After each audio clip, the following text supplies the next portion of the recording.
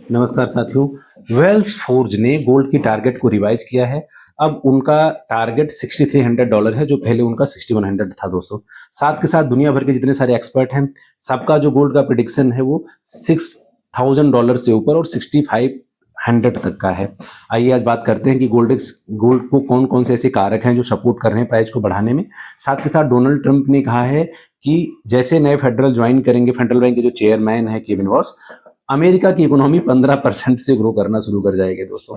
साथ के साथ जापान में नए गवर्नमेंट का फॉर्मेशन है, उसका क्या इंपैक्ट होगा ग्लोबल इकोनॉमी में, उसके बारे में बात करेंगे। और सिल्वर के बारे में बात करना बहुत ही इंपॉर्टेंट है, क्योंकि चाइना में जिस तरह से सिल्वर का डेटा आया है वो हैरान करने वाला है। अगर इसी तरह की स्थिति रही तो आने वाले टाइम में सिल्वर का प्राइजेस बहुत तेजी से एस्केलेट हो सकता है दोस्तों।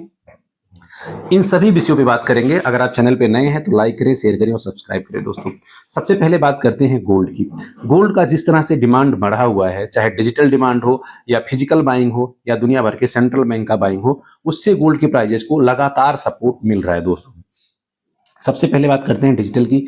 ईटीएफ के थ्रू हो गया या डिजिटल के थ्रू हो गया, जिस तरह से गोल्ड का डिमांड बढ़ा है, प्राइजेस को सपोर्ट मिल रहा है। दुनिया भर के सेंट्रल बैंक गोल्ड को बाय कर रहे हैं, उससे भी प्राइजेस को सपोर्ट मिल रहा है। अभी रिसेंटली पोलैंड ने 100 टन गोल्ड खरीदा, मैट्रिक टन गोल्ड खरीदा है। और दुनिया भर के बहुत सारे ऐसे सेंट्रल बैंक हैं जो लाइन में खड़े हैं गोल्ड को खरीदने के लिए।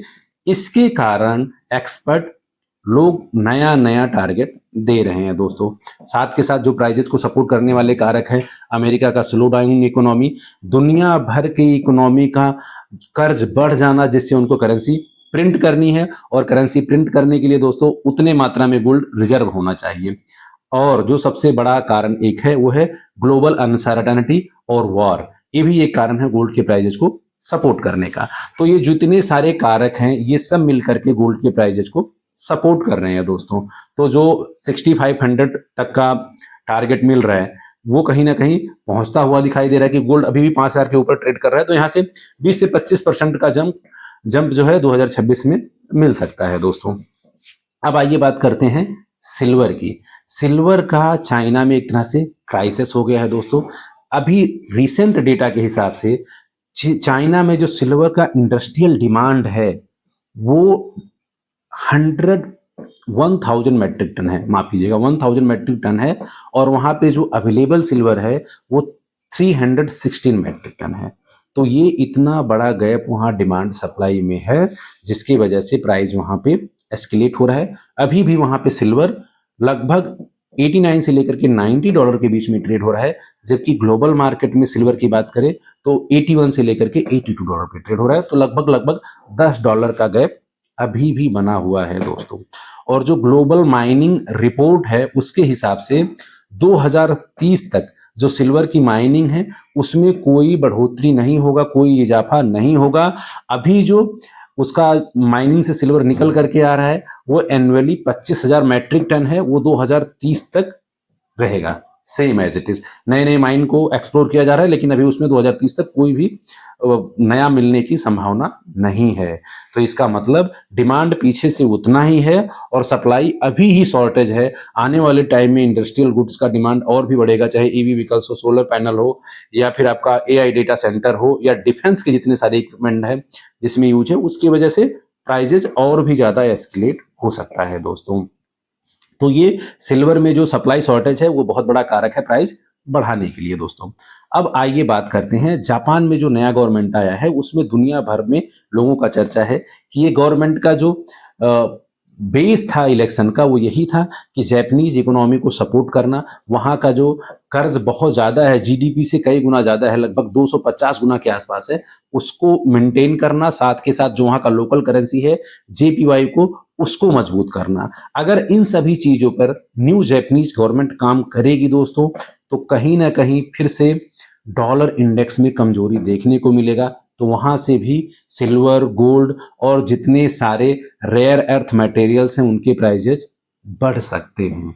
और अभी रिसेंटली जो अमेरिका में रेयर अर्थ मटेरियल्स को लेकर के मीटिंग हुआ है, उसका न्यूयॉर्क टाइम में जो खबर छपा है दोस्तों, उसके मुताबिक अमेरिका खुद रिजर्व रख रहा है रेयर अर्थ मटेरियल का ज्यादा से ज्यादा, जिसके पीछे का कारण एक ही है कि अगर चाइना आने वाले टाइम में एक्सपोर्ट नहीं करेगा, चीजों को नहीं बेचेगा रेयर अर्थ मटेरियल्स को दुनिया को, तो ये और ज्यादा क्राइसिस हो सकता है।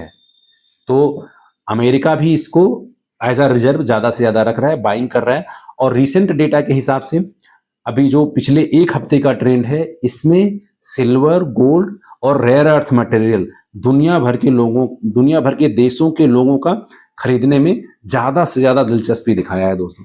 इस तरह से अगर आप देखोगे तो पिछले एक हफ्ते में प्राइजेस आपको ज्यादा स्टेबल दिखाई देगा, 4-5 सेशन से लगातार। सिल्वर जहां 80 के आसपास, 80 से नीचे नहीं आ रहा, 81, 82 की तरफ वो कंसोलिडेट हो रहा है, और वहां से आपको एक बड़ा मोमेंटम देखने को मिल सकता है दोस्तों। तो सिल्वर की प्राइजेस की बात करें तो रिसेंट में अगर ये 90 या 81 डॉलर को तोड़ता है दोस्तों, तो फिर है 100 और 110 के आसपास जाएगा। तो आप लगा लो कि 10 से 20 डॉलर का यहां से ऊपर उछाल देखने को मिल सकता है आने वाले टाइम में। साथ के साथ गोल्ड की प्राइजेस स्टेबल रहेंगे, और अगर गोल्ड का प्राइजेस बढ़ेगा तो सिल्वर, आपका कॉपर या और जितने सारे सपोर्टिंग मेटल हैं उनके प्राइजेस अपने आप बढ़ने को मिल सकते हैं दोस्तों। और ये सारा जो एनालिसिस है दोस्तों, न्यूज़ है, ये आपके जानकारी के लिए है। अगर आप कोई इन्वेस्टमेंट करना चाहते हैं तो अपने फाइनेंशियल का एडवाइजर का सलाह जरूर लें। आज के वीडियो में इतना ही। Thank you.